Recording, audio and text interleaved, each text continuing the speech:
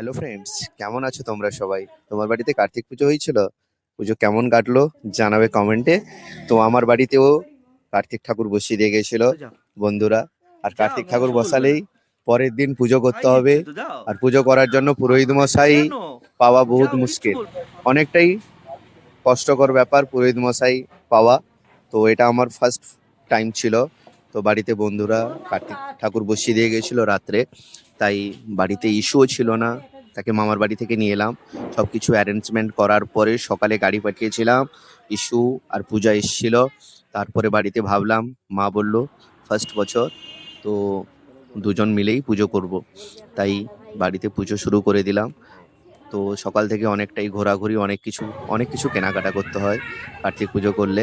খেলনা, জামা কাপড়, সমস্ত কিছু একটা ছেলের যেটা লাগবে ওটা সমস্ত কিছুই কেনাকাটা করার পরে ভাবলাম বাড়িতে সবাই মিলেমিশে একটা খাওয়া দাওয়ার প্রোগ্রাম করব।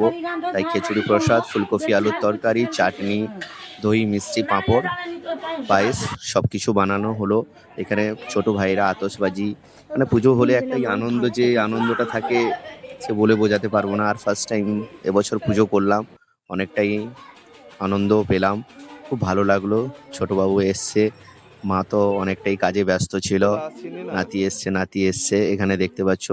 বন্ধুদের সকালেই নেমন্তন্ন করেছিলাম, ওরা সবাই প্রেজেন্ট ছিল, সবাই এসছিল।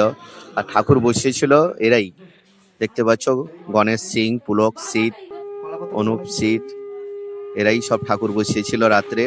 তো প্রথমে ওদেরকে ইনভাইট করতে হবে, ওদের অনুমতি নিতে হবে। অনুমতি নেওয়ার পরে ওদের যেটা পেমেন্ট, ওটা ঠাকুরের যে দাম সেগুলো পেমেন্ট করার পরে আমরা গেছিলাম ঘটোত্তোলন করতে বাসুলি মন্দিরের কাছে। আমাদের বাড়ির পাশেই বাসুলি মন্দির। তো ওখানে রাত্রে গেছিলাম ঘটোত্তোলন করতে।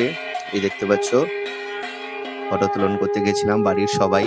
তো কালকে একটু ঠান্ডাও কম ছিল। তো রাত অ্যাপ্রক্স 8:30-9টার সময় আমাদের ঘটোত্তোলন শুরু হয়।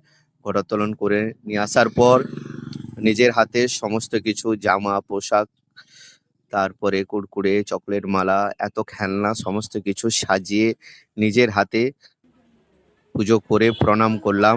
খুব ভালো লাগলো, খুব ভালো লাগলো, খুব আনন্দ হলো। বাড়ির সবাইকে নিয়ে সবাইকে পেলাম, এটাই সব থেকে বড় খুশি। যে হঠাৎের উপরে এত সুন্দর একটা প্রোগ্রাম হবে আমি নিজেও বুঝতে পারিনি। বা সবাইকে ইনভাইট করেছিলাম, সবাই এসছে, সবাই মিলেমিশে একসঙ্গে বসে খাওয়া দাওয়া, খুব ভালো লাগলো। তো তোমাদেরও কার্তিক পুজো কেমন কাটলো একটু জানাবে কমেন্টে। দেখতে পাচ্ছ সবাই প্রণাম করছে, কারণ এখন কার্তিক পুজো সবার বাড়িতে বাড়িতে। তো সবাই মিলেমিশে খাওয়া দাওয়া করলাম। ছোট্ট ব্লগটা কেমন লাগলো একটু জানাবে কমেন্টে। ভালো থাকবে, দেখা হচ্ছে পরের ভিডিও।